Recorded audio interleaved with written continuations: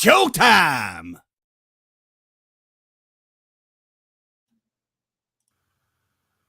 What is up, my brother? We are back live again. This is the pre-show. Basically trying to chop it up with you. Like, what you been up to, my boy? Man, the same old. Just on the grind, like my brother over here, and just creating content, man. Trying to come up with cool content to create throughout the week for you good peoples out there.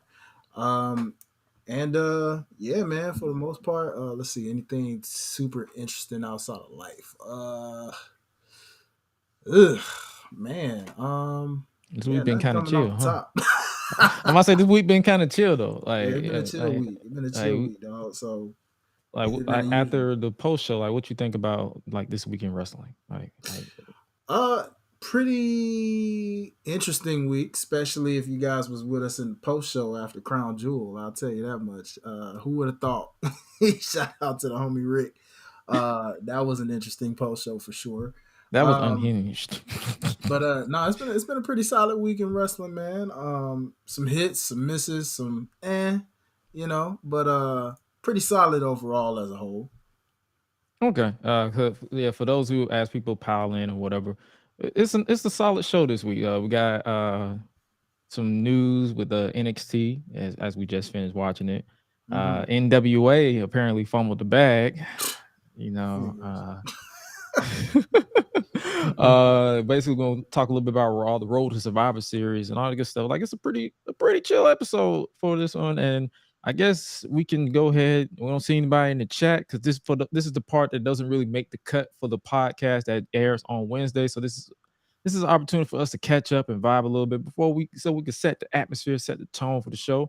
We both chill. We both gonna get a little unhinged. I'm just gonna let you know right now, but it is what it is. We're just saving our energy for once that intro hits. So I might as well just go ahead and load up the intro, because at this point in time, we got a lot to, I guess, get into. But so we're not gonna waste any more time. We might as well go ahead and get to the show. Oh yeah. Ladies and gentlemen, stand to your feet and make noise for GRESH Unleashed! Let's go! When the club go around here, I'm a cactus. Bang, bang, gang, I don't owe you jack. When I'm in the ring, it's just me and my best friends. OC cutting no slack. Hollywood Miz, you can put me on the A-list. GRESH Unleashed, better put it on your playlist. Me and my fam be ballin' like the Bruce. Fight night, baby, hard hitting like Sheamus. Family first, yes, bloodline business. Winning all the gold, look at how they witness. I was taught to be the greatest. 1,000 days I'm running, check out the book of Guinness. Coolin' with the baddies in the baddie section. Guarantee you they ain't jaded. Yellow, you baby face, I ain't feeling your gimmick. The fans think it's overrated. Brock Lesnar on the beast. Eat, sleep, flex, and repeat. Whole new swag with a price on the tag. Coming live from the west to the east. Better recognize on the mouthpiece. See the power level gotta increase. Bringing content on a daily. Feeling like GRESH Unleashed. Greetings and salutations, ladies and gentlemen, boys and girls, non-binary pals, baby mamas, baby daddies, and everybody in between. Welcome back to the GRESH Unleashed podcast. This is episode 46 of this illustrious podcast. And you already know the vibes that we are on. If you don't know me by now, you already know the name is in the podcast. But for those of you who are new to the game, new to yours truly, it is your boy, the voice that does the most, the purveyor of mischief, GRESH, GRESH, or you can simply call me Josh. Once we get to know each other, we family up in here, so you already know. But I prefer GRESH so we can get the semantics out of the way. But joining me as always is none other than my main man, my best friend, my boy, my partner in them, Mr. Highlight Reel. What's good with your partner? What's going on, good people? You already know it's your boy Highlights. Don't forget the real in the building. GRESH Unleashed. We live, baby. Week number 2 on a Tuesday. On a Tuesday, going up on a Tuesday. Man, it is a time. We brought the pod back last week.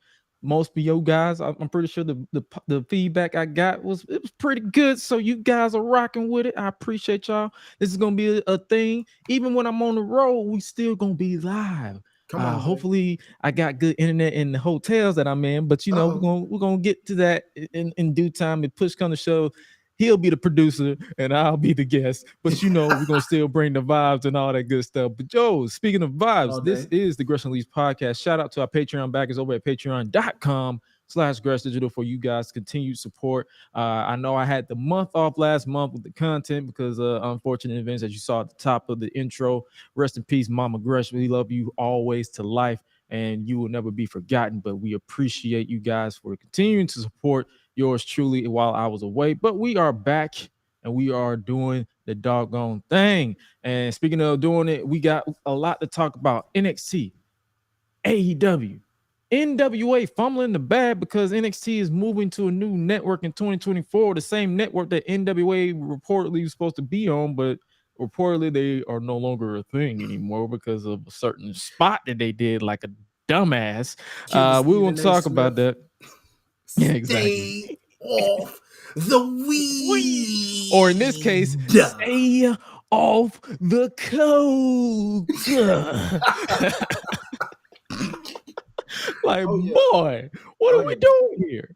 Well, we will talk about that and all that. And obviously, we're going to talk about some football biz and some either or both of them. It's a good time for you. If you are new around here, if you well established, whether you listen to this on Tuesday live or you listen to this on demand on Wednesday, we got you covered. Yours truly. We here to restore the feeling, as the tagline says. We are restoring the feeling here in the pod game as well in the world of sports and professional wrestling. But before we get into today's show, Talking Ish Vibe, the spinoff within the show where I get to chat with people. Talking Ish announcement. The first interview in the newly rebranded Talking Ish with yours truly, Joshua Gresham, is set to drop this Thursday morning. And it's one of the best ones I had the honor of conducting. And it's with rising star Jay Abu G, my main man, Jay Bougie. He is, you may have seen him on MLW Major League Wrestling as a part of the Boom Yay Fight Club led by current MLW World Heavyweight Champion Alex Kane. This was a long time in the making. My main man right here. The conversation we had is about a good solid 45 minutes of just us laughing and talking about life. He talked about fatherhood. He talked about basically separating himself from being a professional wrestler to a sports entertainer because all he knew was WWE. It is a good interview. Like, you guys, I promise you, I don't put my name on a lot of stuff because I be paying attention to some people. But this right here, this main man right here, you're gonna see an inside joke when I start plugging it. This man was almost died because he ate a Popeye's biscuit for some reason. And I'm like, bro, we joke about this. We don't joke about this just to light us up. This man was about to die because he ate a Popeye's biscuit. But it was a fun interview. It was, like I said, it's about a good 45 minutes. We talk about his road to going from his journey, the importance of his partner Shayla to his character and his career, as well as basically his road to MLW. It's a great time. Make sure you guys check that out. Thursday morning, typically around 10 a.m. Eastern Standard Time. So you guys should definitely check that out if you basically need something to do on your commute to work or whatever the case may be. Great time. Talking Ish with yours truly is definitely coming back. And without further delay, speaking of Talking Ish, we might as well go ahead and transition. I might make that a smooth transition. I'm going to say transition. It sounds very Jericho. Next bit, and that is where we talk about football. And come on, Gresh. This is a week. Yep. Come on. It's okay. Let me go ahead and put my 2 minutes up. Man. Listen. Hey.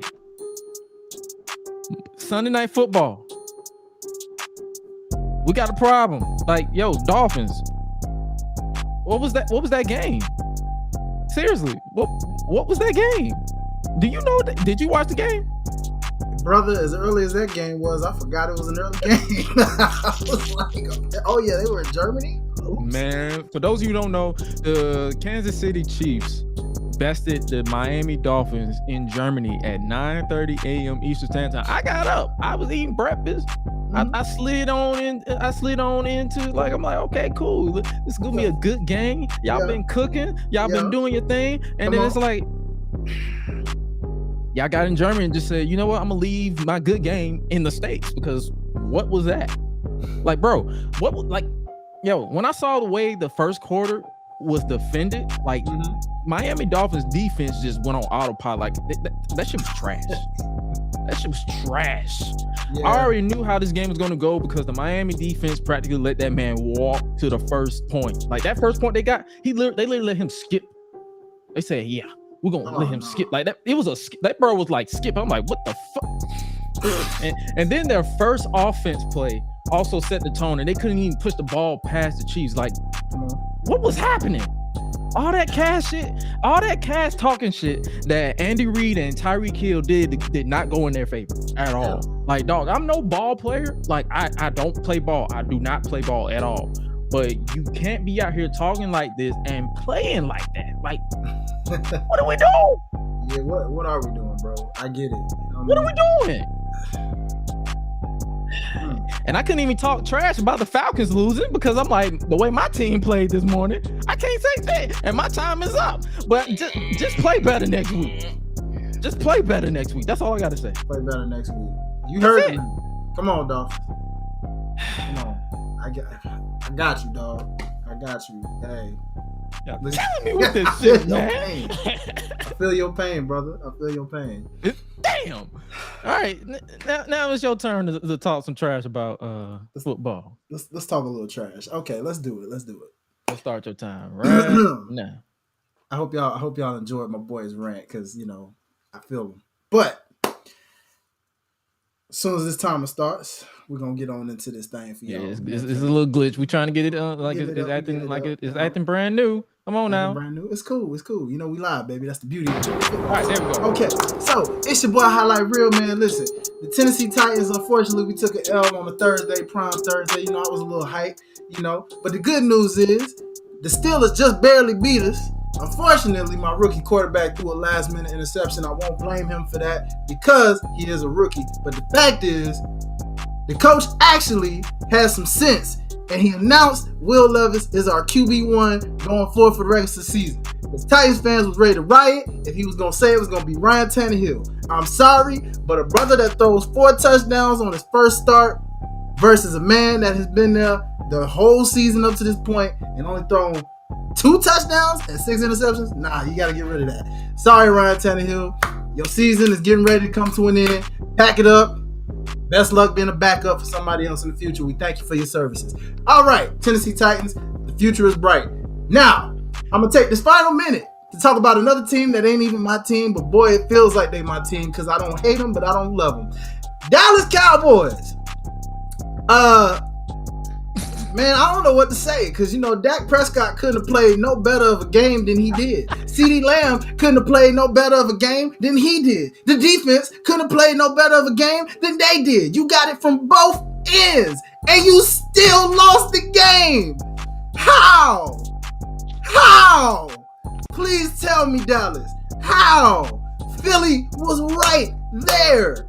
You went backwards. You were at the goal line, my guy. At the end of the day, I'm here to encourage y'all in this last 20 seconds. If you are a Dallas Cowboy fan, I say this. Good news is you got one more game against Philly, and it's in Dallas. The bad news is, unfortunately, now all the major teams got blown out by San Fran. You now lost a close one to Philly. You lose any more this season, it's over. All right? Enough said.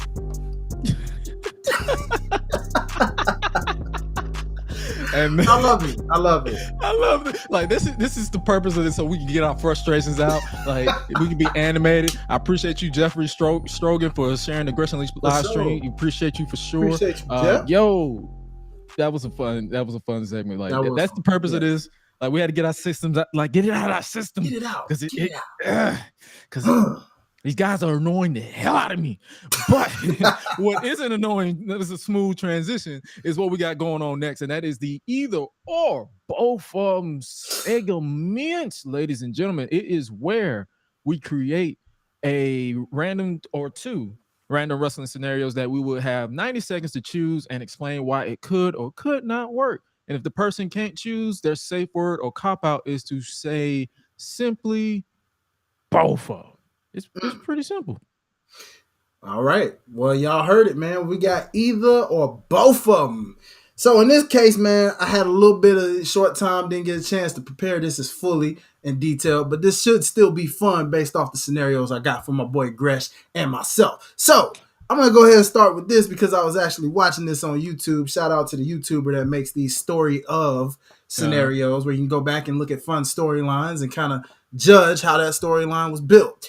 So for the first one I got, in this scenario, if you could go back in time, we're going to get in our time machine and you could play out and recreate, would you play out the storyline between WrestleMania 18's build up between Ric Flair, the Nature Boy, and The Undertaker, where you are the middleman that The Undertaker is beating down? Not David Flair, not Arn Anderson. You're one of the culprits. You're one of the people that The Undertaker is hunting down randomly and beating down because he's trying to get that match with Ric Flair and get a yes out of him.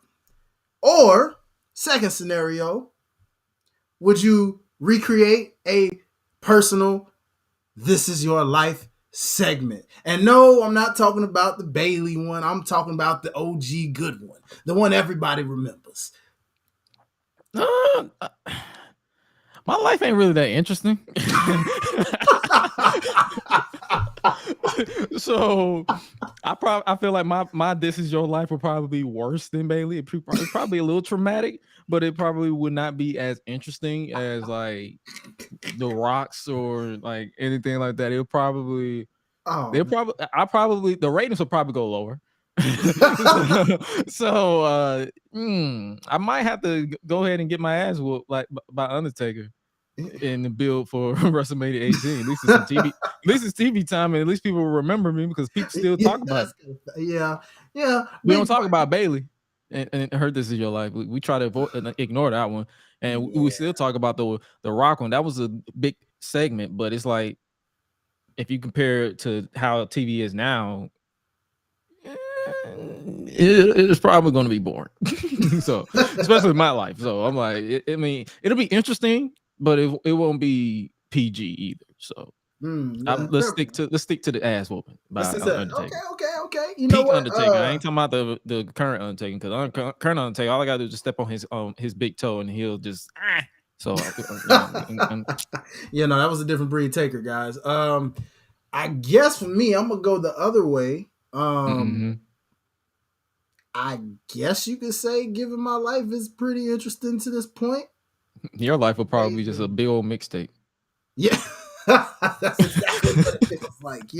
Yeah. You know what? I guess a This Is Your Life segment would be interesting in the Rock's version where I get to kind of make fun of people that decided to make fun of me for whatever reason in certain parts of time and, you know, get good laughs and giggles out of people for sending them on back. Like, I mean, who wouldn't want to go back and tell their teacher to go know their role and shut their mouth, or go tell that chick that didn't let you go to first base to, you know, poontang Nate on out of here. You know what I'm saying? Why wouldn't you want to do that? I know I would. I mean, you know, hey, why not? You missed out. Look at me now, baby. Look where we at. So, you know, not to say I'm a punk, because I'm definitely nobody's punk. You know, if I'm gonna get whooped by Undertaker like my boy Gresh, it's TV time. And I'm gonna go out swinging. I'll be like, you want to fight? Let's go, Taker. Let's go. You know, if I get beat, I get beat. It is what it is. But I'm gonna go with This Is Your Life segment. Why not? You know what I mean? Why not? Like vice versa. So yeah, that's a fun little thing right there. But yeah, we'll definitely have more either or both of them next week. This is a nice little fun thing that we want to do as a nice transition to get you guys into the wrestling field, especially coming down off of the shit talking we just did on football. So we had to get that out of our system. So now we're about to go ahead. Might as well go ahead and switch into the news for this week. And might as well start off hot because apparently, according to Variety, NXT is moving to the CW in October 2024 for a 5-year deal. Let me go ahead and pull up that article All right. So according to Variety.com, WWE's weekly NXT show is heading to the CW network. I ain't heard that name in years, my boy. Like in years. They're heading to the CW NXT, which serves as a showcase for WWE's developmental talent. Currently airs on USA Network, but will move to CW in October 2024 in a new 5-year deal. NXT will air weekly throughout the year on CW, marking the first time the show has aired on broadcast television since it launched its weekly format in 2012. Between the new leadership and ownership, the economics of the deal, and with their broadcast network now being in over 100 million homes, it became a no-brainer to move NXT, one of our signature weekly shows, to the CW, said Nick Khan, president of WWE. So what's your thoughts on this? NXT heading to the CW? Because, like I said, I ain't heard that name in years, since 2021 when I tapped out on the All American. So, yeah, I mean that. Let's face it. That All American, Flash, Arrow, Homecoming, if you cared about it. Some people did. Like I saw some people talking about Supernatural. it. Yeah, some of these shows carried CW for as long as you can remember at this point. But I actually love this for them for a couple of reasons. First off, the graphic itself that they showed, the first graphic here. Shouts out to Kiana James with this elbow drop. You know, I ain't a fan of the fact that they got Mello of all people getting clotheslined over here by Braun, but you know, it is what it is. And Gigi Dolan over here kind of showcasing the fact that, you know, well, yeah, tap that thigh when you want to make that nice impact sound on when you're kicking. So great job, graphic team, for showing that individual part, but I get it. I like this move really because a lot of people who don't remember this or maybe didn't know this, SmackDown, its origin comes from this very network back when, you know, there was once upon a time in the 90s where CW didn't exist because it was two separate networks, one by the name of UPN. Shout out Ken. He said, don't forget Black Lightning. Man, you got to remind me of Black Lightning, dog. Like, why, Ken? Why? I mean, I feel you because I was with it in the first season, and then they kind of lost me after that, dog. But that's the testament to every CW show, my boy. Well, yeah, fair point. Okay. I give you Black Lightning. You're right. I give you Black Lightning. Forgive me, Jefferson. Forgive me. I'm sorry. I forgot it. My bad. But, but real talk, man. When you look at UPN and you look at WB and the fact that now they formed over the years and they've been in CW for as long as we can remember now, this is actually a good origin to build up for a place like NXT. You know, SmackDown was made famous. A lot of people may not, unless you're like me and Gresh, you may not remember a time when SmackDown was actually a special before it was an actual regular program show. Yeah. It was a special that you got once upon a time, every now and then. And then it became a regular thing on UPN. And look at what it did for that show and how iconic it made that brand. So what I love about this, if the CW does this right, and they promote this right, and they get eyes and ears on it right enough, NXT could be real major. And it gets to the point where they really do have to treat this like a legit third brand if they're not already doing that, as we can see. They're kind of doing it now, but they're doing it with more so it's like it's not as forced. It's like, I mean, they had that one time where it was forced where they put John Cena, Undertaker, and all these people on here randomly on because AEW went to Tuesday. I'm just gonna be like, shit, let's just go back and forth. And I'm like, as a fan, I'm not one of those diehards that be just losing their mind on social media. I'm like, go for it. I watched both shows and both shows were fine for what they were. Yeah. But yeah, I agree. It's more so how they market it. Like, will they actually make it make sense? Like, will they actually make it like, okay, will they give it the full promotion? Because apparently, see, this is how checked out I was on the CW. Apparently, they're rebranding for live sports. So they was going to either get, it's like, I believe they're doing some type of NFL inside the NFL type show, basically ESPN Light. Interesting. Okay. Yeah, that's what I'm saying. I don't watch, like, they literally canceled pretty much 95% of their shows. I think they only have like 3 shows, which is All American Homecoming, and Walker Texas Ranger.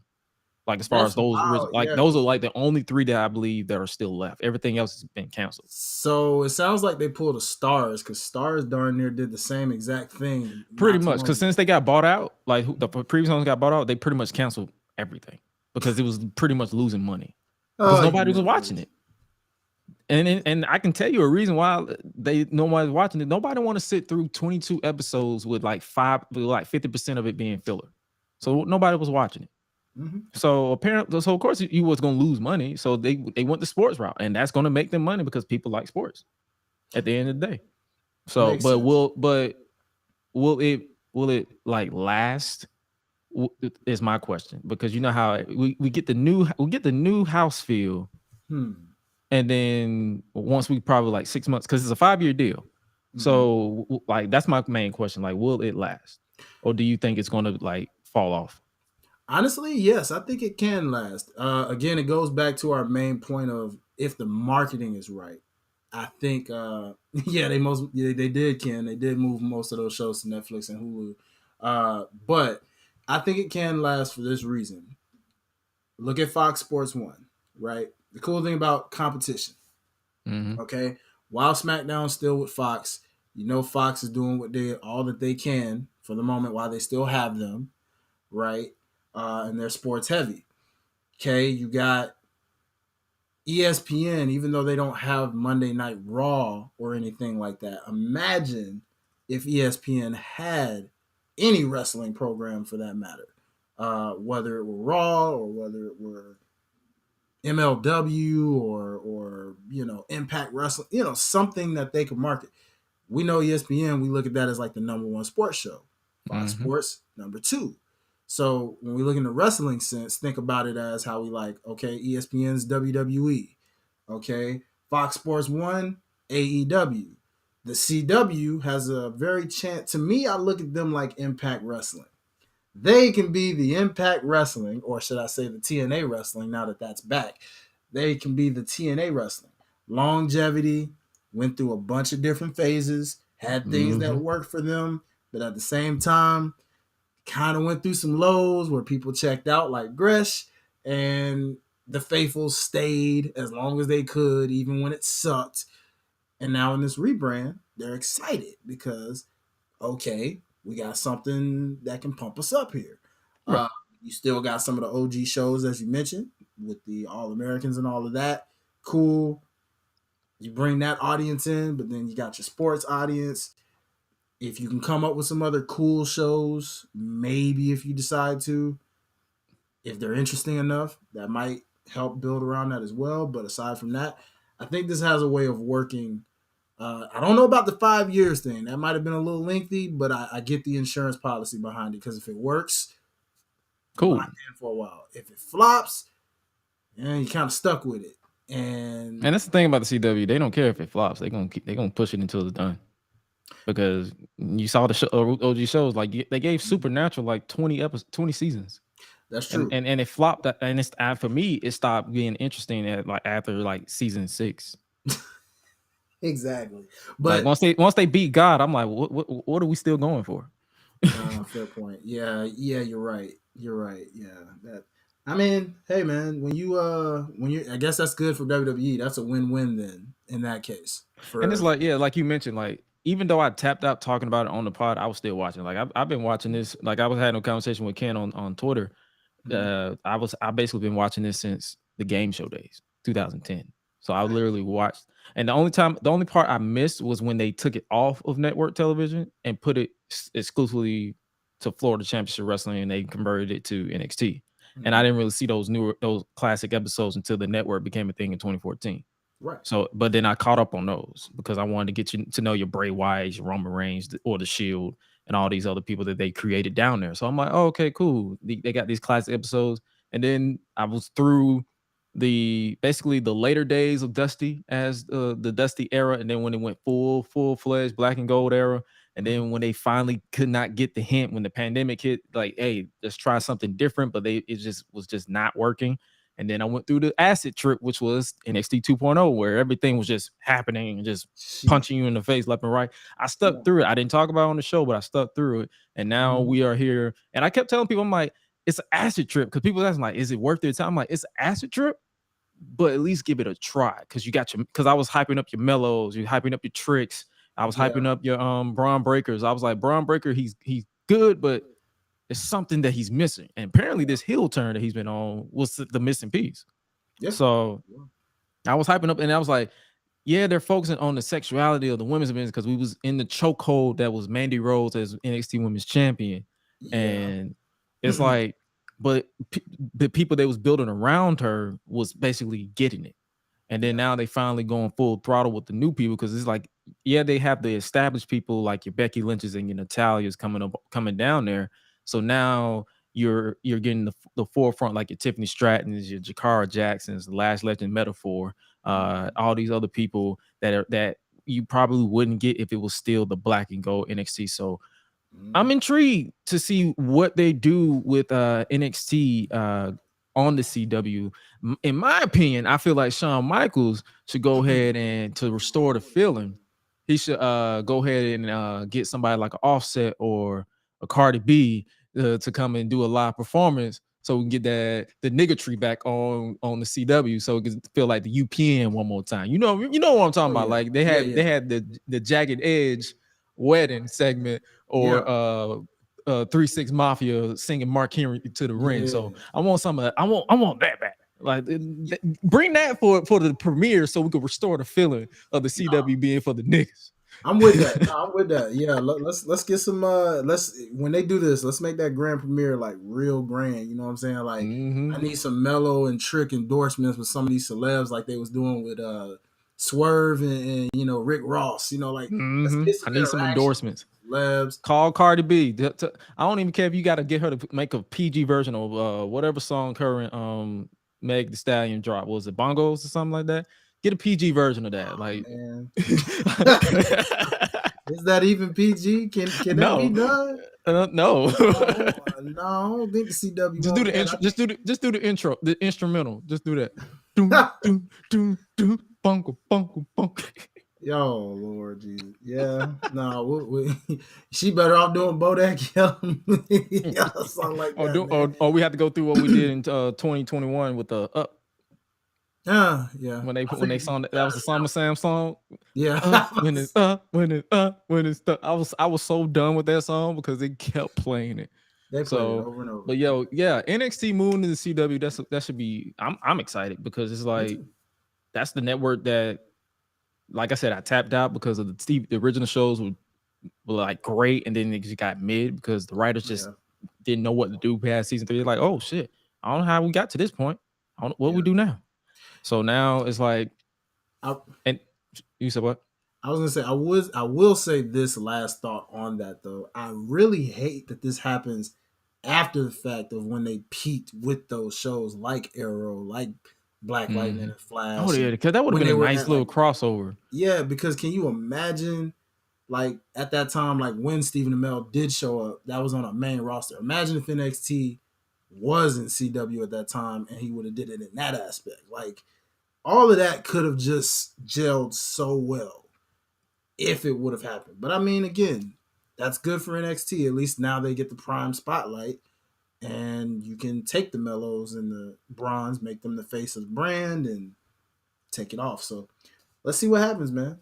Oh yeah, most definitely. And speaking of what's not about to happen, let's talk about the person who fumbled it though. NWA. Yeah, that picture just about sums up how they fumbled. They fumbled the bag again. Like, you know how we used to always talk about LOL TNA? Now it's LOL NWA. Like, bro. Because for those of you who don't know, things were looking up for the NWA. As Billy Corgan had recently tied down the TV deal with the CW, bringing the NWA back to network television. However, an incident at the Sam Hain pay-per-view this past weekend, like it was literally like I believe last week or whatever. I don't watch that shit, so I don't know the exact dates. It has led to a deal potentially falling through. I believe I have footage. Hopefully I don't get booted. I doubt it because it's gonna be picture in picture, but it's basically it's stupid. Let me see if I can pull it up because it's something you legitimately have to see because it was so freaking like, bro. like what was the reason? What exactly was the freaking reason? Why? Yeah. Let's see if I can pull it up. Okay, I got it right here. Let me know if you can hear that or not.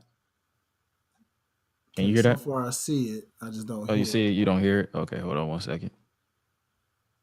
We're live, so we might as well go ahead and make the proper adjustments. For those of you who don't know, it was basically a for those of you who are listening in okay, to share audio tab. Okay, tab. Okay, bet. Okay, for those of you who don't know the situation, it was pretty stupid. Okay, here we go. Ladies and gentlemen, joining us yet again, NWA Samhain's ambassador of Macabre, Father James Mitchell. Wow, they're really partying. And all these people. Whoa, they are really partying. What? Well, they lost the match, but they seem to be having a pretty good time. Yeah. Yes. Well, what's going on? Oh, okay. All right. Well, it's definitely pay-per-view, folks. Wow. Hey, I want to go up there. Can't do that on YouTube. Wow. That was dumb.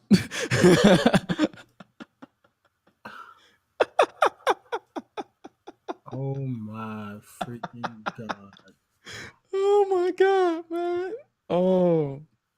So the segment show, like, for those who, like I was saying, because for those of you who need to basically to reiterate what I'm talking about. It was a segment showing Father James Mitchell, the sinister minister, engaged in some not so family friendly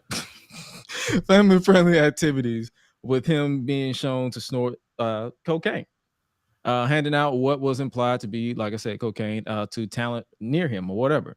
This spot was pushed by Corgan through his this controversial bit has caught the attention for those who at CW because, like I said, they had a network deal. The network wasn't happy, and a report from House of Wrestling indicated that there is now a 90% chance that the NWA Power will no longer be appearing on CW television, which probably more than likely won't be the case because NXT just got the deal. Or if they don't get on network television, they will more than likely air exclusively on the CW app, kind of like what WoW Women of Wrestling do right now. So, along with an NWA reality TV show. So they're not getting the complete boot, but they won't be prime time. And all because allegedly, because we don't know the truth, like we're literally wrestling fans spectating, but because they decided to do that spot. What's your immediate thoughts on that? Because my thought is there's just some dumbasses. I know you got the mask on, so your face says your faceless says all that it needs to be said. They some idiots. Yep. Ladies and gentlemen, I had to put on a luchador mask because of the fact that I am so embarrassed that this company did that. I have to hide my face, ladies and gentlemen. I don't even watch it, so I don't got to hide my face. Fuck that. I don't either, but it's still on behalf of wrestling in general. Wrestling. This universe, man. Look, dog. That's not cool, bro.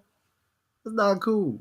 Say no. Just say no. Say no to cocaine. Say no. We learned nothing from the great Whitney Houston, ladies and gentlemen. Nothing. Crack kills. Crack is wet. Crack is wet. Oh my gosh. Look, man. My heart goes out to everybody that I've ever, had the pleasure of having on the Life's About podcast that were from NWA. Of course, at the time when NWA was at its peak of popularity at the time, of course. Oh yeah, because I was watching it when it was at the peak, yeah. For sure. But some of those individuals I do believe, are still with the company, or at least somewhat have a foot in the company still. So for them, I'm just looking at it, like, hey man, get out of here. Man, okay. First chance you get, Stupid. Go to TNA, go to AEW, go to WWE, go to MLW, wherever else you can go. Get out of there. That was so fucking stupid. Just so stupid. Dude. And that man, I don't ever want to see him in TNA Impact again. Father James Mitchell, don't you bring that crap to TNA. You hear me? Don't you bring that crap to TNA. You stay right there with that nonsense. I don't want to see you with Rosemary. I don't want to see you with Jessica. Don't bring that crap to TNA Wrestling. Don't bring that shit on over everything. Here. Don't you do that. Don't come back, like Kevin Hart mom told his daddy. Don't come back to stoop. Don't come back to second step. You are the James Mitchell. It's Father James Mitchell. It will now be the definition of a TNA stepdad. Don't come back the second step on the stoop. Don't come back. You can say hi. You can say hi to us. You can say whatever. You can pay your respects, but don't come past the second step. Come back. Don't stay over there. Way over there. Like way over there, dog. You can come back if you don't bring that. You can leave that. But don't. Who approved I wish that you would. Who approved that segment though? Corgan, that's who. What do you expect? Dumb. A rock star. That is the dumbest. Hey man, if you find that entertaining, that's your entertainment. But from if you're trying to grow, you don't do it. In 2023, in the 70s or the 60s, maybe. This ain't the 80s, my guy. It's 2023, bro, my boy. Yeah, no. What are we doing here? Nope. Stupid, man. Stupid. Dummy. Yeah. Pretty much. All right, but we was talking about we got that out of our way. We're moving on from y'all. But let's talk a little bit about NXT that we just watched about an hour ago. What you think about? What you think about tonight's show? Pretty. It was headlined by the NXT Heritage Cup tournament. Well, not tournament. Match between Noam Dar and Akira Tozawa. We had Braun Breaker versus Von Wagner, and basically a glorified no DQ match because they had the referee's discretion. We heard from Lyra Valkyria. We had obviously that match. I got two graphics of it for some reason. And then we had two Iron Survivor Challenge qualifying matches. Tiffany Stratton versus, her name is slipping my brain. Valen Henley. There we go. And Tyler Bate versus Dijak. Two great matches, I should say. But what you think about this show from today? Pretty solid. Good old fashioned wrestling, with some elements. I guess the main point to me, outside of the wrestling part, was how the show went off air. For sure.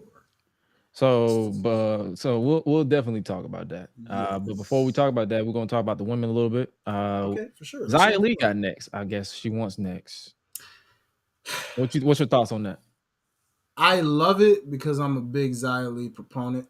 I've loved her since her days in the Mae Young Classic. Now, interesting that she's going after this NXT title because she's been attacking Becky as well. So, I'm guessing from what they're trying to tell, Xia Li wanted a shot at Becky when she was champion, but since she lost it, she's pissed that she lost it before she got her chance.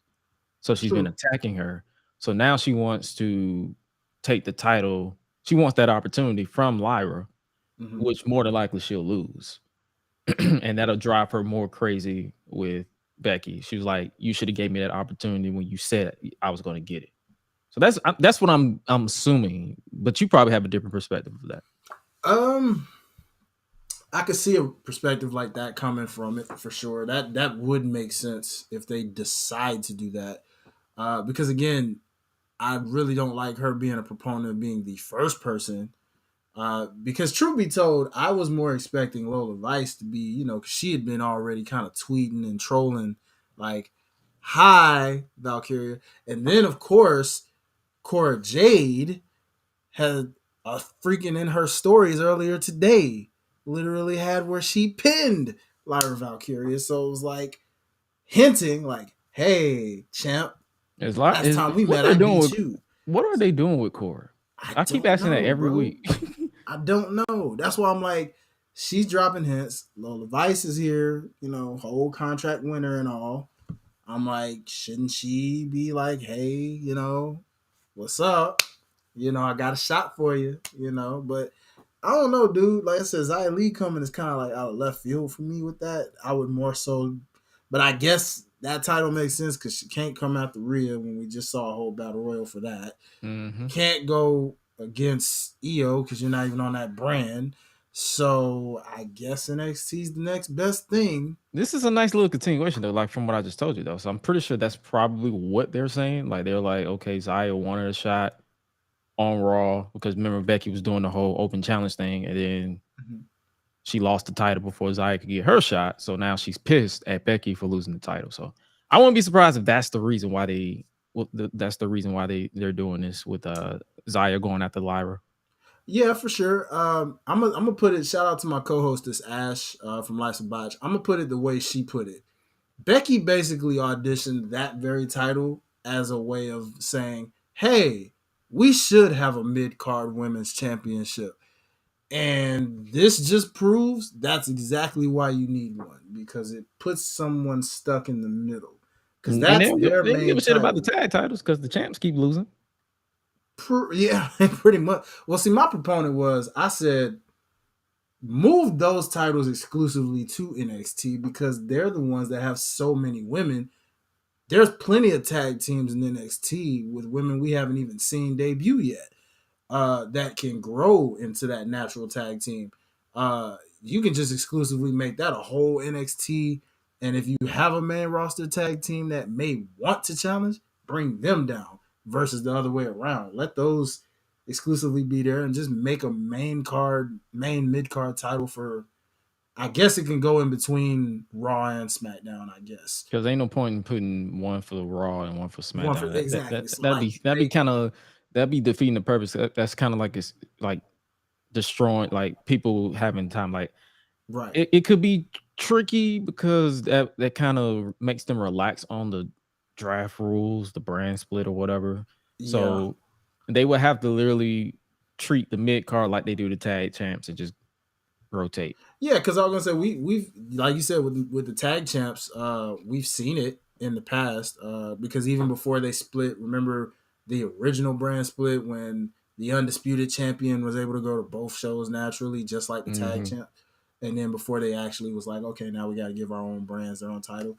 At least try it out that way with like, let them jump, because the divisions are big enough. You could just, hey, they're not doing anything right now. Let's let them challenge for the mid-card title. Hopefully they do it. We'll see. Yeah. So that's all it is. And all it is, and that's all it's going to be. And speaking of all it is and all it's going to be, might as well go ahead and talk about, is Melo innocent or guilty? Because they was building up to, is Carmelo Hayes friend or foe when it comes to who attacked Trick Williams and removed him from the number one contendership match that happened last month. What was your thoughts on this segment? Man, personally, I loved it. Honestly, these two, this is how you know this is a Shawn Michaels book situation, because this is Triple H and Shawn Michaels one-on-one. And the funny thing about these two to me is, Melo, you are one heck of a seller, my guy. You are really, you're tricky one. You think you got everybody fooled here. And that Brian Pillman, or I'm sorry, Lex King situation was a nice little twist. I don't know who asked for that, but nice little twist to throw him in there. I know I didn't ask. Yeah, but exactly, you didn't, brother. But I look at it as maybe that's the pun, to try to divert the attention away from the two. But that final shot of them hugging and the look on Melo's eyes told me everything I needed to know. As meme worthy as this photo is, told me everything I needed to know. That you are definitely the culprit, brother. You did this. That nigga's guilty. That nigga's guilty. He gonna try to swerve us, pun intended. He gonna Ain't try that to swerve nigga us. now. But he did it. You guilty, my guy. There is no doubt. I got the rope right here. I'm excited to see how that reveal is when he finally does, because Lexis King is totally a pawn in this situation. It's very evident. He's used to try to divert it. Because you notice the part Melo like perked up when he was like, I didn't even see who attacked me. All I heard was the doctors in your voice after. All I heard was the doctor's voice when they loaded me into an ambulance. So he's like, you didn't see who attacked you? And that's all he kept asking. And he was like, bro, why you keep asking the same question? Like, what we like? I'm like, bro, Trick. He's basically telling you without telling you he attacked you. Mm-hmm. Oh yeah, that nigga's guilty. He's guilty. And need I mind you, if we go back to the week of when the attack happened, earlier in that segment, if y'all remember, I'm just saying, you have freaking Dijak's instigating self and Corbin's instigating self, both literally telling you, hey, your boy just inserted himself into this match. Like, that's your boy. And I'm like, you instigating, man, look here, y'all. And I'm like, and then fast forward to what happened, and it was just like, see, you let these two white brothers get in your head, turn against your own brother, and now you're trying to lie about it weeks later. Like, bro, justice for Trick. Yeah, right. You the only one wearing that shirt? Boy. You the only one wearing that shirt.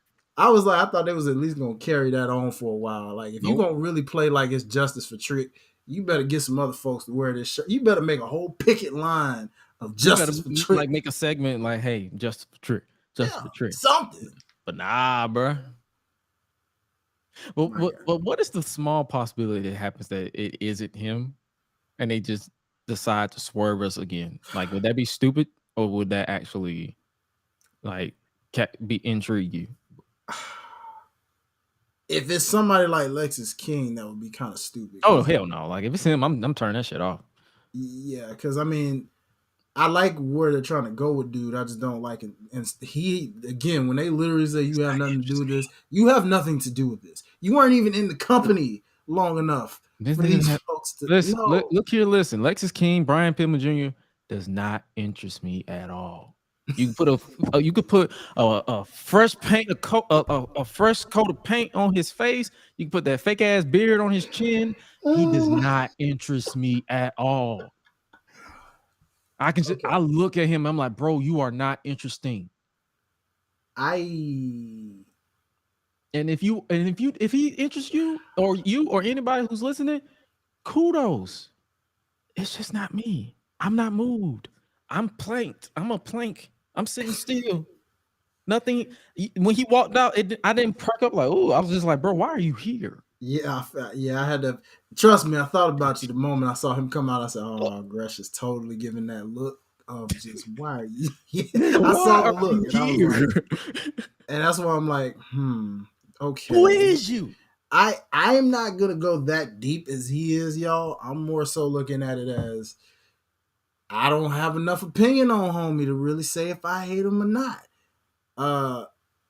Shout out what Ken said. Take it even further. Melo told Dragunov before his NXT title match that he wasn't nothing like Trick, and this was after Trick was basically saying that he can win against him. Oh, okay. See, and then Trick had some points. He was like, "It's like when you won the title, it felt like I won the title. It felt like I did this, but it seemed like when I won the title." Or when I got attacked, you weren't there. I'm like, dang.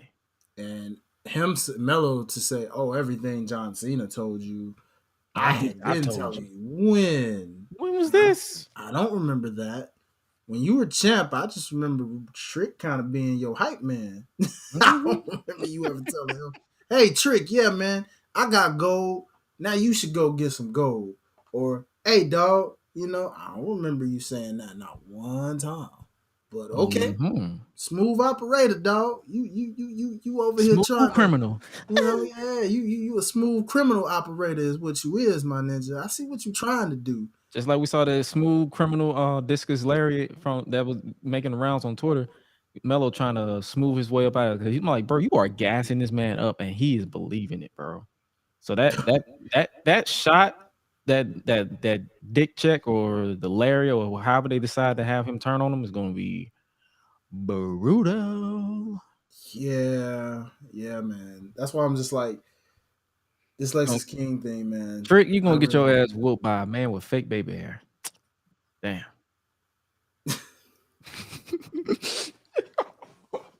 Please don't. Dragunov, I think, is gonna be the person that reveals who really did this, and that's when Melo. Once he gets through with Baron Corbin, I'm pretty sure that Baron Corbin is gonna be like it's gonna go into the final pay-per-view, the Iron Survivor Challenge. Mm-hmm. He's gonna defend. He's gonna beat Corbin, and then he's gonna probably reveal Melo as the.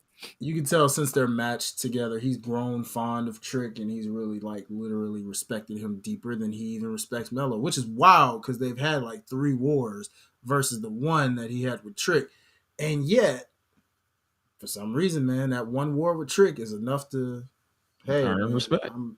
Yeah. So the thing about it is, it speaks volumes, and it just shows. I feel like he's really going to reveal. He's going to be that person to be like, I found footage as the champion, and this is who attacked you right there. And then you get that clothesline you mentioned. Yeah, that's as soon as it gets revealed, True Color show, pow! It's a wrap. It's a wrap. And for people who want to, who you got those people. For those like, oh, predictable is good. The reason why a lot of TV shows fail, like I'm finna pull a rabbit out of the hat. The reason why a show like Pretty Little Liars failed, because my sister tried to get me into that show. The reason why it failed is because the writers and the creators tried to outsmart the audience instead of riding the wave. Like, okay, we figured it out. Reveal that who it is. Oh no, this is another twist. Here's another twist. Once you do so many twists, you twist yourself into a ball, and shit makes no sense no more. So yeah, that's why it's like it's cool that this is predictable. That it be Melo, because it's clear as day. We have eyes, and it's like they're obviously dragging it out because they have TV to fill. So it's like, and I'm intrigued. I'm like, yo, this is good, because I'm a fan of both, and I'm ready for both to show up and show out. And let's be real, it's wrestling. They're going to eventually make up. Yeah. Shawn Michaels and Triple H made up after Triple H shoved that man's head through a TV through a windshield or a car window. Mm-hmm. They'll be fine. They'll be fine. But this is interesting. And our verdict is Melo is guilty. That nigga guilty. Speaking of guilty, I guess you could say guilty pleasure of sort of finding out what's going on behind the scenes, because apparently according to the rumor mills, according to the streets, as Black Wrestling Twitter likes to say, Julia is WWE bound. I don't know if you know who Julia is. I probably have to pull up a picture from Stardom, New Japan Pro Wrestling. She made an appearance in Impact Wrestling. Yes, I've seen her. I have seen her. Like, what's your thoughts I haven't really on? had a chance to follow her work much, but I've seen her images. I've seen like 2 matches of hers. I wanted to like get your like is that something like another woman from Stardom? Is that something she's I believe she, according to good old Wikipedia, Julia is an English-born Italian Japanese professional wrestler, and she's currently signed to the World of Stardom. She is the current IWGP Strong Women's Champion, as well as I believe she's a International Ribbon Tag Team Champion. As far as with Ice Ribbon, and as far as with Stardom, I'm just going off of her accomplishments so people can know. Like, she has a lot of accolades. Artist of Stardom Championship 2 times. She's the current, alongside with Mike. I don't want to butcher these names at all, so we're gonna just say 2-time champion. And she's a Goddess of Stardom champion, Wonder of Stardom champion, World of Stardom champion, and Cinderella tournament winner. So it's a lot of accomplishments with it for those of you who follow Stardom. But I had a privilege of seeing like a couple of clips because shout out to Hang 'em High on Twitter. He basically watched and then pretty much tweeted his reaction. She's hard. She hits hard. She's stiff as hell. My kind of style. That's what I'm talking about. And she fine too. Hey, that man, look, bro. That right there, that's my favorite combination, baby. You can hit hard and you fine. Oh yeah, man. Look, why you think we into Lola Vice? Yeah, well, yeah, fair point. Very fair point. Yeah, no, seriously, I like the stiff style, man. Man, she's stiff. Like when I tell you, it gives more of a legitimate. She had a match with the recently returned Kyrie. They had a match at a Stardom show, and Kyrie hit her so hard that you heard the echo in her face, and instead of crumbling, she said, and she turned around and just punched the shit. I was like, damn. Yeah, man. That style gives such a legitimacy to wrestling because to all you not our live peoples, y'all know what's up. But I'm talking about the ones out there that be like, man, that fake joint, and I'll be like, all right, bro. I'm gonna send you for the next person I say I'm gonna send you a clip of her literally kicking somebody's liver, and see if you say that F word. Yeah. Oh yeah, bro. That's why I'm like between technical. Because the technical side of being able to lock somebody up in a hole and you ain't getting out that mug, and the stiffness of a strong style type, man, look, you put a combination like that is enough to tell you how legitimate wrestling is, bro. Just saying. So like, yeah, man, if she's coming to WWE, well, watch out to anyone. Well, Tiffany, I know, can take it. She's shown her toughness. But to any of them other women, if y'all ain't, if y'all not into the strong style, just that's all I'm gonna say. Is just it's gonna be a long work night for you. Let's just put it that way. And you know, if she do go to WWE, they're probably gonna have her tone it down a little bit because you don't want them to. You don't want her out there breaking everybody's jaw. I don't know now. I don't know because Ali is one of them stiff ones too, and hey man. Just saying, dog. Yeah, I ain't see Candice LeRae in that battle royal. So oh yeah, she got knocked. She must have really got knocked out. You got it. And not to mention, there's a guy named RVD, man. That dude went a whole career at WWE playing stiff. Oh yeah, I remember a lot of people complaining about it. Gunther's as stiff as it come too. Sheamus. It's like, trust me, they know. They know. So but they're a little different with the women. So that's what I'm saying. That's why Asuka had to kind of relax a little bit. And I'm pretty sure Zaya got toned out because I think she knocked out Mercedes Martinez back in NXT. She straight slept her. I said, ew. He said, get out of my Ken said, get out of my head, girls. I was about to type what you said. Hey man, we great minds think alike. Come on, man. Ken, you the man, dog. You the man, my boy. Like this saying great minds think alike. So that's all I'm saying. Like, yo, like it's stuff like that. Like I'm excited to see what she do in WWE if that is the truth. Like that's the rumor mills. Like we entertain the rumor mills, but we don't like take it as gospel. Like will it be cool if she's there? Cool. If she's not, honestly, if she's not, I would say go to TNA because they will let her let loose on that style. Jordan Grace, for sure. Deonna Purrazzo, like there's so many women that can match that style there that that'll work.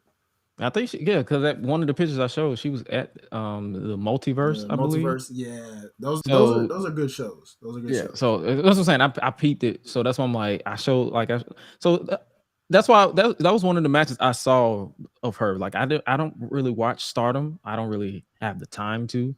I encourage people who want to like check it out because from friends in the community or people who are like dedicated to it, they love it. Like I will literally quote or retweet what they say because they be passionate about it, and that's what I recommend. Like I will push you that way. Like I'm not these type of cats out here who will try to talk trash about it. Like if that's your thing and you want to know like see more predominant women's wrestling, check out your Stardoms, check out all these other independent wrestling companies that focus on women's wrestling, and I mean legit women's, legit independent company. I ain't talking about the ones who will scam you out of your money like a certain other company that they should not be named. So yeah, I'm interested in see Julia in WWE. If she's not, hey, TNA's your thing, or TNA's your thing. I'm about to say AEW, but Tony Khan don't know what the fuck to do with women. So TNA's your thing, or go to DPW. Shout out Deadlock Pro Wrestling. So that's what I'm saying, like stuff like that. So I'm interested. I guess we could talk a little bit about Raw. We might as well start off with the Fatal 4-Way match. The Miz won the Fatal 4-Way match to become the #1 contender for Gunther's Intercontinental Championship at Survivor Series. What's your thought? Did you peep this match? I did. What's your thoughts on this one? Cool. Because that ending felt kind of weird. Yeah, it was. Well, I actually liked that ending because it was different, but at the same time, it was just hilarious because I'm like, I see what y'all tried to do, but bro, we can see from the camera angle, the referee literally looked both ways, and it was very evident Ricochet kicked out. So it was like, what was the point of this? But I like the double count thing. You know, you probably could have just did that better with 2 referees for some odd reason if you wanted to try that route. But nah, man. I can't say I'm surprised. I think we kind of expected Miz to win this based off what happened the week prior on Miz TV. But yeah, props and hand claps to all 4 men in that match because it was a nice little solid banger. I thought, man. Different styles. Yeah, I enjoyed it too. Like you had Meat being slapped, pause, with Bronson Reed and Ivar. Ivar's been killing it since Eric went down with an injury. I believe he had neck infusion surgery. Yeah. So sending well wishes to him. And the Miz basically was sports entertaining, and Ricochet was just bumping his butt off. Like that was a nice mesh of styles, like you said. So I enjoyed it for what it was. Well, am I intrigued to see Gunther versus the Miz at Survivor Series? Yes and no. It's more so like I'm in the middle. Yeah. Like I'm sort of in the middle. It's like yes, because I know like ever since winning that title, Gunther has not missed in ring at all. Like I can name you probably 10 Gunther matches that I enjoyed off the top of my head if I wanted to. Don't want to, but if I wanted to. So that's what I'm saying. Like that's how good it is. And then the Miz, like I understand people, it's cool to hate the Miz, but I'm not gonna sit on here and act like when they tell him to go, he goes. Like I'm not finna bust with him about his like in-ring style, but I'm just gonna be like, yo, he's good. Like 2016, when he was like the Miz, like when him and Dolph Ziggler, he was good. When he had the babyface run with Shane McMahon, he was good for the most part. Then they kind of dragged the story on and it got convoluted, and I just didn't care anymore. So it's like he can go. So people, and then I make a joke. I'm like, people forget that the Miz is OP as a babyface. That man is overpowered. He has all the moves. He has the tornado DDTs, the cross bodies, the topes, and all that stuff. So it's like people don't really give him credit, and it's like you're not going to get it. So it's no point in pushing for people to give him credit. I'm gonna give him credit because when he's entertaining, and when it's bad, I'll tell you if it's bad. And it's more so the material that they give him as opposed to how he is. And speaking of material, the Creed brothers are officially on the Monday Night Raw roster. They've officially been called up. What's your thoughts on this addition to the Raw tag team division? Love it. Capital LOVEIT. I love where the tag division is headed. DIY, Imperium, Creed Brothers, LWO. I'm naming all brands at this point. The Street Profits. I mean, the Usos when they eventually form back together. The New Day. I mean, bruh, like Alpha Academy. I mean, dude. Thank you.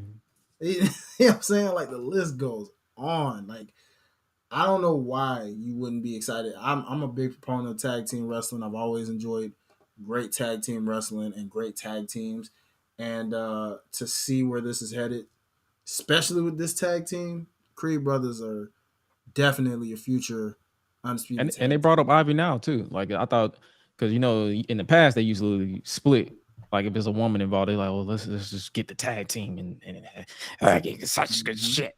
So and then it gave her a nice little spotlight during the battle royal. We'll talk about that in just a second. So it's like I'm intrigued. Like I'm excited. Like people who watched them in NXT knows what they can bring to the table. It's not that perfect like technical style.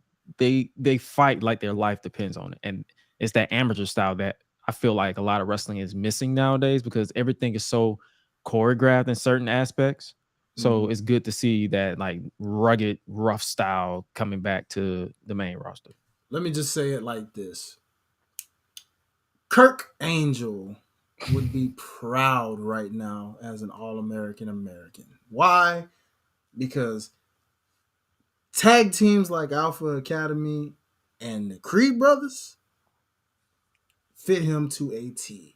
Oh yeah. And if there was any time to bring that man back for any type of management role, one of them two tag teams would be it. One of them. Take your pick. If his body can hold up to it, because I know he kind of slowly but surely breaking down. So if he can pick, if it was, I won't use that joke that he doesn't like, but if it was prime Kurt Angle, maybe. But after fair point. That's fair. True that. We want you to, be healthy and alive, obviously, Kurt. So if it's the week to week thing, something you can't physically handle these days in a management role, fair point. But his spirit at least lives through these two tag teams. I'll put it that way. Yeah. Like, that's a beautiful thing to see. So, much love. Oh, yeah, most definitely. And speaking of handling and being a sight to see, Zoe Stark is officially the #1 contender for the Women's World Championship. She will face Rhea Ripley for the Women's World title at Survivor Series. What's your thoughts on this match happening, basically? I like this move. It's pretty cool. I would love to see these two in a one-on-one scenario. The multi-man match. She earned this actually, just being the MVP of that multi-man match, multi-woman match at Crown Jewel. This to me, I feel like was a rewarding factor from that. Like, yo, you helped carry in that match, and now we're gonna reward you with a championship match. Obviously, we know she won't win it, unfortunately, but I will feel like this is the ultimate showcase for her to put even more eyes on her because she's slowly just been catapulted anyway, from the Trish stuff to what you got here with Shayna Baszler and their little mini feud to, what you got at the Crown Jewel multi-woman match. Now this will catapult her even more. And even in a losing effort, if they do this right, which I feel they will, they're going to just be like, okay, her time's inevitably coming. Kind of like Liv Morgan. She just shared a flashback of when she wrestled Becky Lynch for the championship, and it was her first championship match. That was day one, right? Couldn't help but comment and say, I'm so proud of you, and look how far you came from that very match, because you ended up winning the tag team championships, the women's championships. So you've accomplished so much since then. So Zoe Stark is definitely on that trending same, like if we had to pick when we get to our season's ending awards, let's just say she's trending in a like most a breakout improved kind of category or something like that, or a spotlight as in you're up next kind of thing. But I'm not gonna lie, the way that match went, I almost slick thought they were gonna give it to Ivy now on the slick at first. Or Shayna. Yeah, Shayna too. She'll get her opportunity probably up next. Guarantee she'll be like Royal Rumble territory, maybe. I feel like she probably won't be in the Royal Rumble. She'll probably be the one wrestling for the title at Royal Rumble. Gotcha. Okay. And then it's like I obviously had my genuine reaction, which was like interesting. Like I'm not kind of like with what I said previously. It's like I'm lukewarm. Like I'm interested, because a lot of people was like, why did you say interested? Like, is that a good thing or a bad thing? I'm like, it's a good thing, but it's like I need more. I need them to sell me on this match. They have less than 2 weeks to sell me on this match on why I should like at least feel something with Zoe. And Maybe they will, maybe they won't. The beauty behind wrestling is like it's so subjective that where if they don't sell me on it, I'm not going to discredit the talent in this match. That is going to be a good match because Zoe has proved time and time again she can hold it. She can hold her own. So I'm not really going to just dismiss it because this is a match that is predictable that Rhea's going to win, and I know hopefully they're not going to squash her either. So right, give her something. Rhea sold the hell out of her finish at Crown Jewel that made me like almost think that she won. So that's probably the angle that they're going to go with. So hopefully this is a good showing for Zoe, and let the world know that she's up next. Speaking of next, the men's War Games match has officially been made official. After Seth Rollins and Sami Zayn faced off for the World's Heavyweight Championship, Judgment Day ran out and practically all hell broke loose.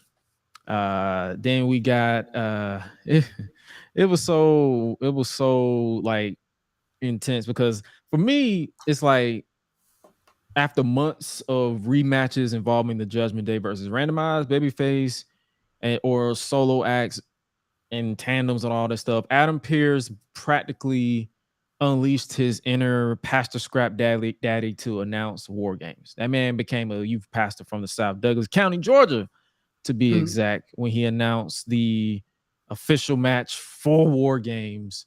Because he was like, "You want to play games? You want to play games? We will play in Chicago at Survivor Series in War Games." Like, people don't understand. This man literally went full. When you decrease saturation in Final Cut Pro, TD Jakes on everybody, that man went full. You want to play games? You want to play games? Then let's play War Game. Just makes you want to break out and shout like, "Hiya!" Yeah. Like, bro, did you see? You saw the clip, right? Oh, I saw it, and man, you got me on that one because I was going full 90s bad guy villain. Ladies and gentlemen, play some shout music as my boy Gresh breaks out in the shout. Break out in the shout, ladies and gentlemen. Hallelujah. That's what I'm talking about. Thank you. Lord. What you gonna get on Gresh Unleashed Pie? Yeah. Come on now. Come on, Lord. Jesus. That's what I'm saying. Like, the way he did it, like he was growling. All he was missing was the deep breaths to trying to catch their breath, sound like they finna have an asthma attack. That's all he was missing. Man. Come on now. Boy. But what you think about this year's War Games, especially compared to last year? Like, are you finally ready for this feud to be over with, like yours truly, or is like, because I feel like this is what they've been building to for the past. Yeah, sadly, only because they just need something for Cody and friends to do. You know, unfortunately, while we're on these side quests waiting for Cody's story to finally end, side quest for Jey Uso to finally get to his brother Jimmy. And in the case of Sammy and Seth, there's no telling what side quest these two are on at the moment.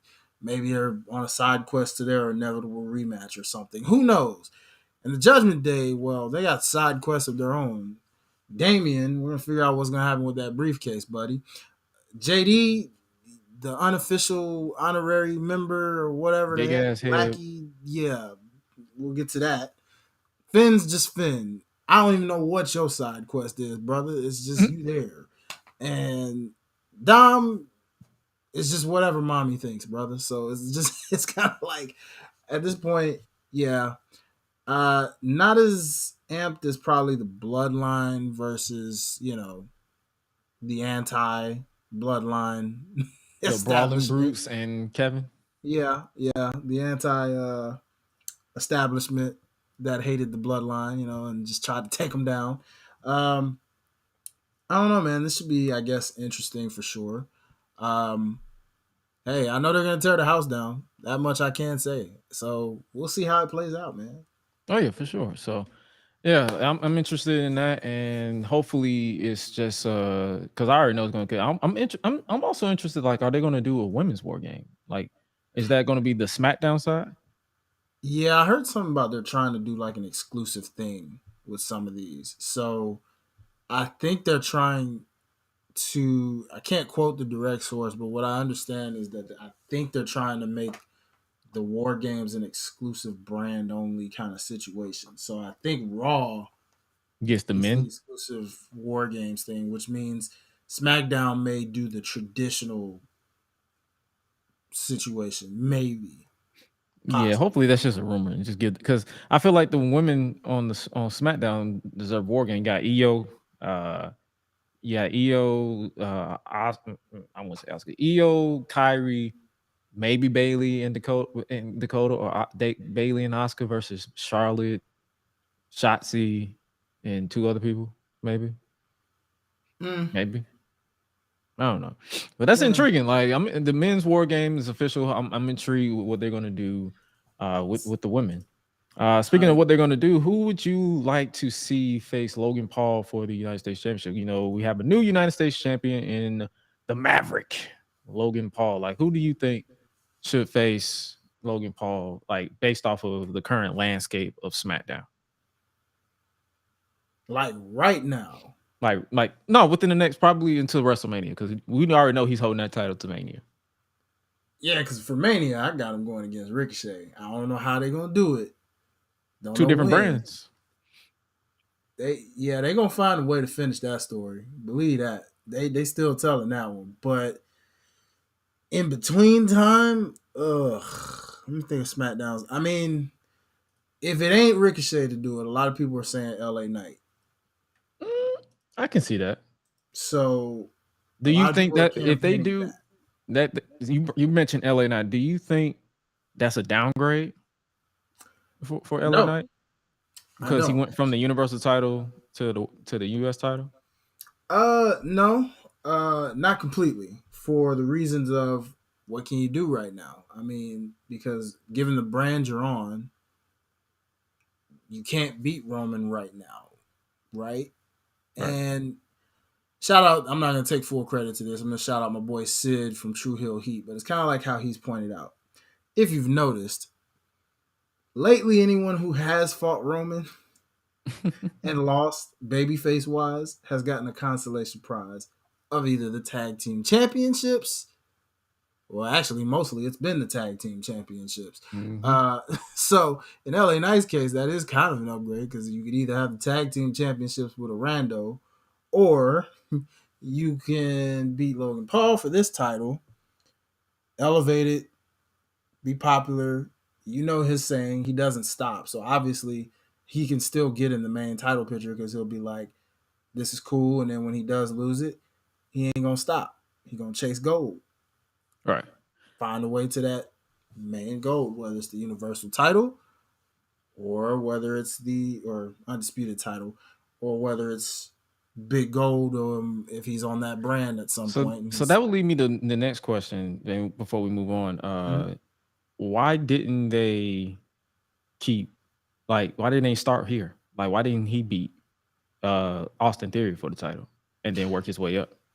I agree. I think that was kind of backwards. Honestly, if they could go back, I would have had him win that multi-man match. What was that, like a fatal 4-way, I believe it was, and he should have just won the title from Theory. And like you said, it would have just continued to elevate it to where then, if he would have lost it to a Logan Paul, he could have been the one. Yeah, because it's funny how you say that, because that's a nice transition to like what's next for LA Knight following the loss to Roman Reigns at Crown Jewel. He can go the route of facing Logan Paul, because I agree with you. Basically, hey, he should face, if anybody should beat Logan Paul for him, it should be him. But it leaves that question, like you said, like you was in the process. I didn't want to cut you off, but basically, like, that's a downgrade in my opinion, because I'm like, he could have rolled the wave of him being U.S. champion and then have us clamoring for that inevitable match with Roman. Like, it could have been the summer of LA Knight. Like, I get what they was doing with LWO, but let's be real, it wasn't intriguing 100% as LA Knight was. So I would say they should have had him beat Theory for the U.S. title, and then just continue to ride that wave until we got the Crown Jewel, and it wouldn't feel as backwards as it does now. Because say he does win the US title from a Logan Paul, what it's like, okay, is he going to ride that wave now and then go back up? It's just the little stuff like that that I have like question. Let me know if you think I'm thinking too much into it.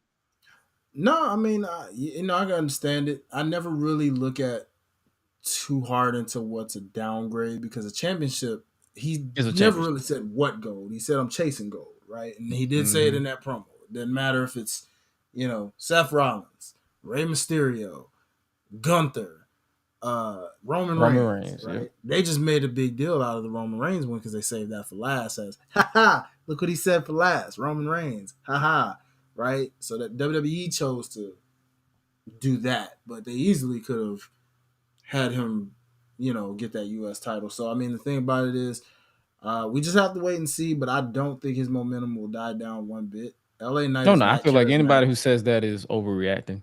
Oh, for sure, yeah. I mean, LA Knight's that charismatic where he will be all right. That he is forever now in the top echelon of like top spots. You see what I'm saying? Regardless, and you know. Again, I'm going to take this from my boy Sid of True Hill Heat. Shout out to any of y'all that may know about True Hill Heat. It's kind of like they were saying, when you bring up the CM Punk stuff and how everybody was talking about CM Punk trying to possibly come back to WWE, it's like, why would they need him right now when they have so many people that in are that popular? top spot? You got the Judgment Day. You got Cody. You got LA Knight. You got the Bloodline. You got John Cena, who was back. You get, you know what I'm saying? Like, the list goes on and on. There are so many contenders in line, not even counting the people who are hurt currently. Right. You know what I'm saying? And Brock Lesnar, who's just chilling still. So you got all these top people that you can plug and play. And believe you me, LA Knight will be all right. Because no matter where he's at, it's guaranteed. He's already proven it week to week. He gets that reaction. He gets that interaction. And he's a star, point blank. So no matter what title you put around his waist, believe me, that title will be elevated off his charisma alone. So he's gonna be good, y'all. He's gonna be good. Oh yeah, for sure. And speaking of elevation and star power, we talked about this briefly. I don't know if it was on the show or after the show. Jimmy Uso versus Jey Uso. How would WWE get us back to that? Because if we remember the whole breakup and all the stuff during the summer, and then they just put them on two separate shows. Like, how do you see them getting us back to the brother versus brother leading into WrestleMania? Unfortunately, the only thing that comes to mind right now is Royal Rumble.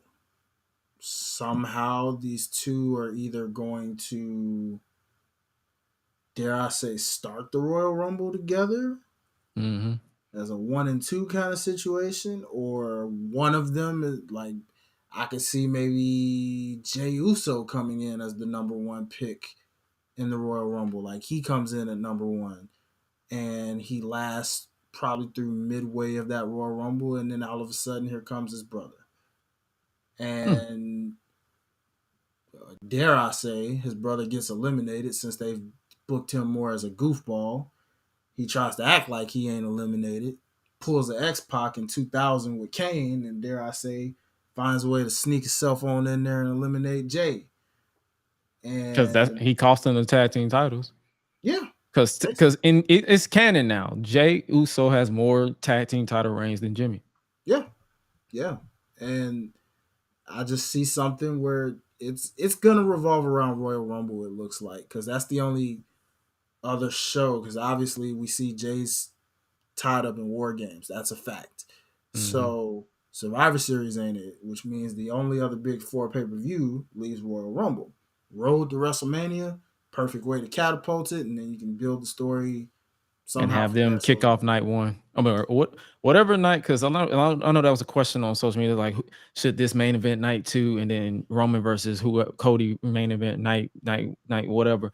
Whatever night Roman main events, the Usos should kick off, because it all ties together. It should be one story. Like, I feel like this is not a big enough match to main event its own show, in my opinion. If they did that, it's as a salute to service to the two of them just for what they've done together. Yeah, if they do it, I'm not against it, but I feel like it should tie into Roman's final hurrah. Agreed. So it's like if they were to go into 40 and Roman loses the title there, what better way to have them kick off the show and then have them tie into the outcome, or in this case, choosing not to tie into the outcome this year into WrestleMania, and then that way we finally get a clean Roman Reigns match and we can move on from that. But yeah, Jimmy Uso versus Jey Uso, I just feel, yeah, I like your idea the most. Like, you use it as a way to basically, the Royal Rumble is a perfect scenario because you don't have to worry about the limitations of the brand dedication, none of that stuff. They literally Royal Rumble match, they interact, and you have Jay basically beg and plead with general managers to give him his brother. Pretty much, yeah. And then that leads to WrestleMania, and then you have Solo involved because Solo he don't mind thumbing his brother. Right. So pause. So it's like stuff like that. So I'm intrigued. Like, hopefully we can get back to that at some point, because like you said I believe you said it on the post show. I have to listen back to it, but that's literally they've both been side characters. It's about that time, especially Royal Rumble time, to get them back to the main focus, especially with Jay as the big baby face and Jimmy as the goofy but cunning, jealous heel, because every time Jay gets popular, Jimmy wants to come in and kick it away. Yeah, it's like, it's funny how he turns that on and off, because he gets real goofy most times. Like, he's hilarious as this heel. I mean, props to him and making this work for him as a funny heel, but at the same time still showing you that he's serious at times, because he just all of a sudden does things and you're like, oh, that's right, we're supposed to hate you. As hilarious as you are, we're also supposed to hate you. So yeah, man, I'm intrigued, and I hope, like I said, Royal Rumble seems to be the only one. I don't see any, because the only other thing, if it's not Royal Rumble, bro, is maybe Elimination Chamber. Like, Jey Uso has a chance at a championship, World Heavyweight Championship, dare I say, and somehow Jimmy finds a way to get himself in there and yet again cost Jey Uso a championship, and that catapults the anger. But it's got to be between Royal Rumble and Elimination Chamber. Like, for if sure, it ain't one of them two, what are we doing here? Right. You know what I mean? What was the purpose of breaking them off without doing the tag team? So, especially in this tag division on fire, I mean, it's begging the Usos to be back together. So I get it. They're living up a dream. Let's hurry up and do what they want to do, and then get the boys back together so they get can back to business with some of these tag teams. Point blank. But I'm intrigued, nevertheless. So let's talk a little bit about AEW before we get to our interactive segment and get up out of here. Okay. Let's see what they got going on in the world of All Elite Wrestling this week in Dynamite. I believe they have Red Velvet versus Julia Hart. Thank freaking God. Listen. No. Let me get this off my chest, because we've been doing this all show. So listen, people. Let's do it. If you follow the Life's a Botch podcast, if you haven't, go check out the last episode. We just dropped it.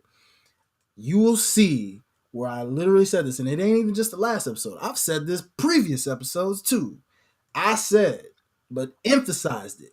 Where is Red Velvet, people? Where? Because since Jade and the Baddies, we have not seen this woman anywhere.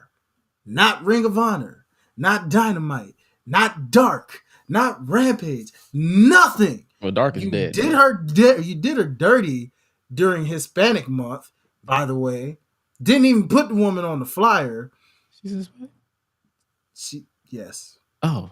Yes. I don't know people. I don't know these niggas. I don't know none of these niggas. I'm like, oh, okay. Yeah, she is Dominican, if I'm not mistaken. Oh, okay. I'm about to say, so that's what I'm saying. It's like, bruh, it's really just annoying, because I'm like, Red Velvet is incredibly talented in the ring, and on top of that, you're looking at this women's division right now that's already flustered. Her and Chris Stat should be cooking because they have hella chemistry together. I don't know how they haven't had a program yet. And I'm just sitting here. I'm like, where's Red Velvet? Where's Red Velvet? Is she hurt? Is her contract up? Where is this woman? What are y'all doing with it? And see this now. What pisses me off is that you want to put her up against Julia Hart because now I know where that's gonna go. Now I know how that's gonna go. And unless Sky Blue or Willow Nightingale get involved somehow, I don't see this resulting in a win. So you keep her off TV for this long to bring her on to lose. That's what you're trying to tell me. Okay.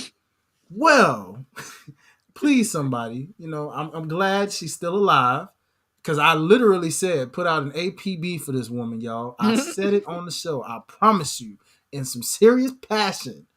I'm only not doing this because it's late at night and I'm trying not to yell in my own room and wake people up. But I'm telling y'all, it's good to know this woman is still alive in AEW. And if there's any other women that we need to put APBs out for right now, y'all let me know. So Thunder we can Rosa. campaign this thing. What the hell she at? Who? Thunder Rosa. Oh, good point. Yeah, where is she? So it's a lot of APBs we got to put out for people. Like Tony. In that division? Yes. Absolutely. Well, speaking of winning, we won. Big meaty miss smacking meat. Samoa Joe versus Keith Lee for the ROH World Television Championship, excuse me.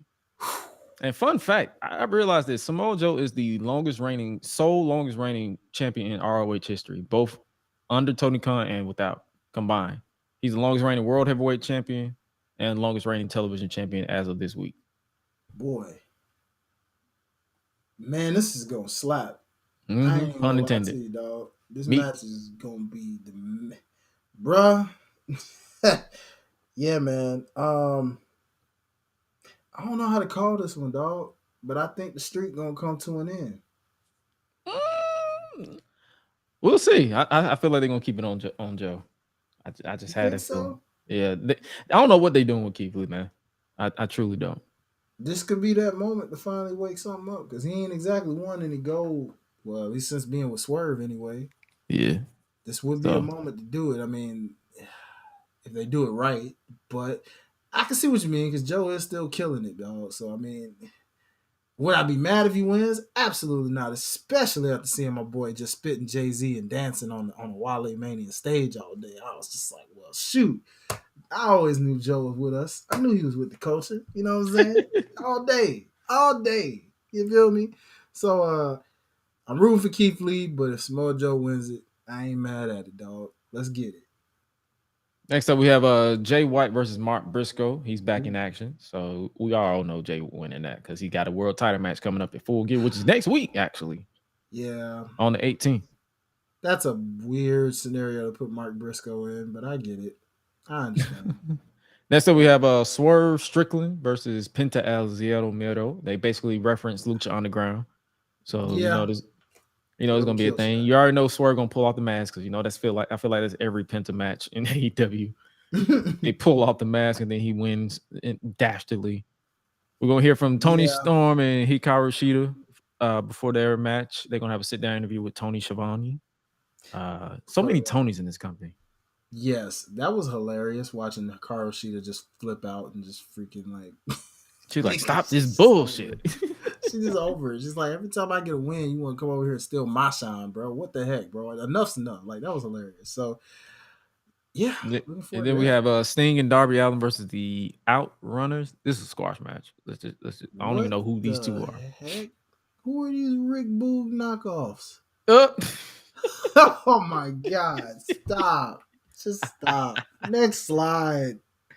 Oh, God. The main event, MJF defends the World Heavyweight Championship against Daniel Garcia. Oh, boy. That's this pose. Oh, God. Oh, you don't like to dance. You don't like to dance. Yeah. Hey, I wouldn't say I don't like to dance. It's just the fact that they got to put the doggone pose in the picture. Like, why? AEW this week, it looks intriguing on paper.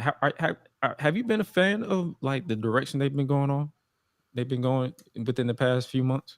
With certain individuals, yes. Here's the thing. I love what they're doing with MJF having these multiple storylines at once. Love that. I love what they're doing with Swerve. Can't wait to see him in the main title picture. I'm hoping he's the individual that takes the title from MJF at the right time, especially now with MJF being a babyface. You couldn't get any better than having Swerve being the dastardly heel that takes that title from him and becomes the first African American AEW champion. Because that's what I'm waiting for. I need it like now. Right? Like if it was gonna be Keith Lee, it got to be this man. It has to be this man. Oh, for sure. Yeah, we need a black AEW champion today. Like world champion. We ain't talking about no TNT champion, no television champion. World. We need heavyweight to be in these history books. Champion. Like now. Okay. Y'all done been in this long enough now. 4 years.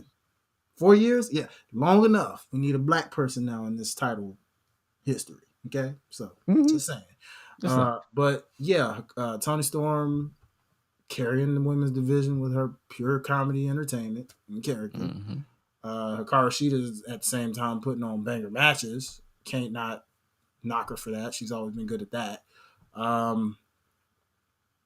Just that women's division just still needs a lot of work, unfortunately. But like they're putting on good matches, but just no story for us to care. Jay White, love what him and Bullet Club Gold are about. Love what they do. Hopefully they literally get some gold. Because I ain't gonna lie. Homie, I ain't gonna lie. That title do look good around. Jay White carried that title real nicely. And if I wasn't rooting for Swerve to win this title right now, I'd be like, Jay White would be my next best bet. Real talk. Oh, yeah, for sure. So that's AEW. I'm intrigued with what they're gonna do with the card this week. And hopefully it's a good show. Like hopefully it's because like AEW has been kind of with me sometimes. Like certain matches, like last week's show wasn't really my favorite, but it wasn't horrible, like some people say. So hopefully this week is a little bit better as we get closer and closer to Full Gear. Yeah. So and stop this Ring of Honor stuff.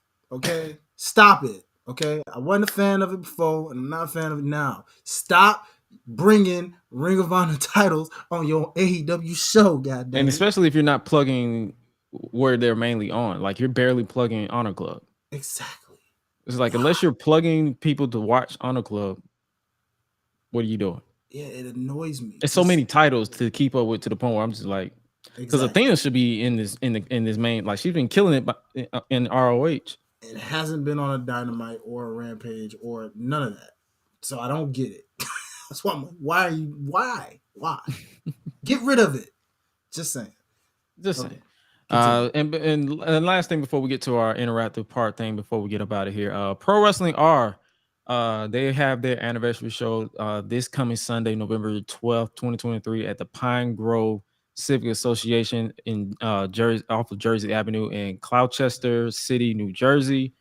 Fun time. I got a couple of buddies that are going to be on the show, like your Ruthless Lalas. You got Isaiah Wolf, a Prolific. You got O'Shea up in that building. You got Adriana up in there. She's cool people on there as well. It's a fun time, which will basically be headlined by the inaugural a 7-way. I believe I forgot the name of it, but it's a 7-way. You got Riza Clark, Salem, Adriana, Bam Bam, Ruthless Lala, Harleen Lopez, and Neva Chantel in a 7-way, as well as the main event. More than likely is for the Pro Wrestling R World Heavyweight Championship. Isaiah Wolf, the main man, versus Tiberius Ashante. Sunday, November 12th.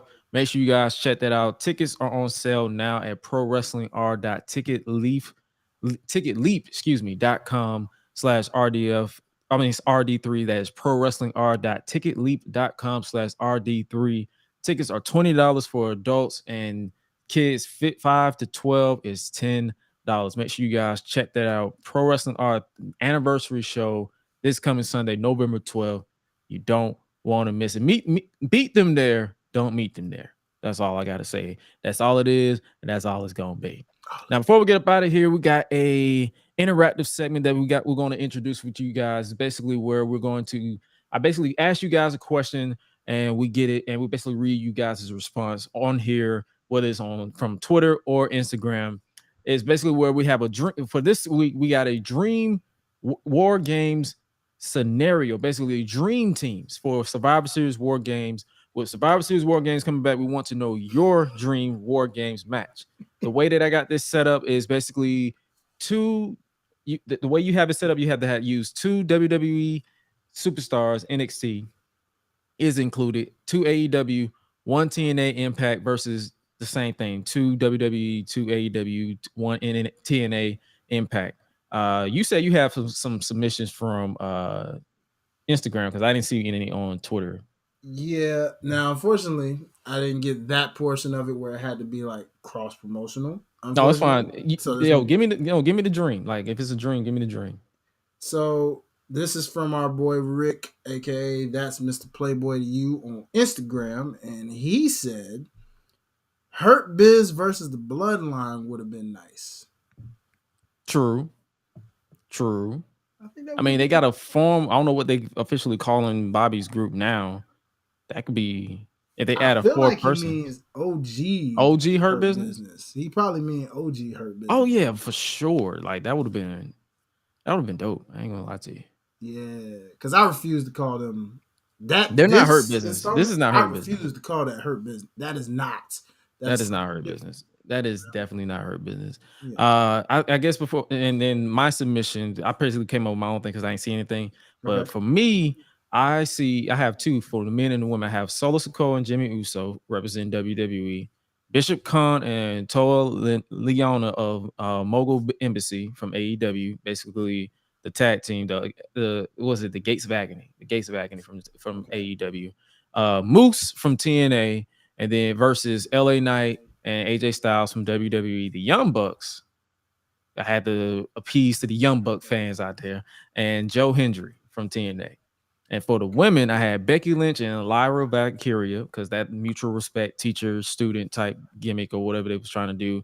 Hikaru Shida, and I kind of struggled between Jamie Hayter or returning Jamie Hayter or Chris Statlander representing AEW, and then Trinity, the current Impact Women's World Champion, or Knockouts World Champion, excuse me, in TNA versus Rhea Ripley and Xia Li from WWE, Athena and Toni Storm, and Killer Kelly.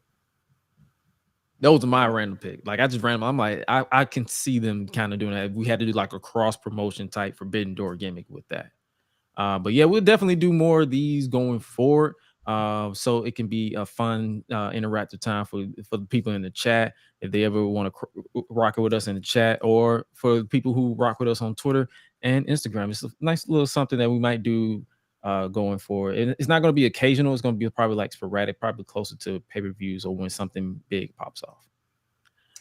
Before we get up out of here, that's enough wrestling we got talk for you. Before we get up out of here, we got the song of the week, where both hosts, yours truly, as well as Highlight, pick a song of the week, and it will be posted on social media. More than likely earlier this week, because I posted it late because I completely forgot, but it will be posted on social media. I want you go first. Like, what song do you have this week? Obviously, you're gonna send it to me, but what song you got this week?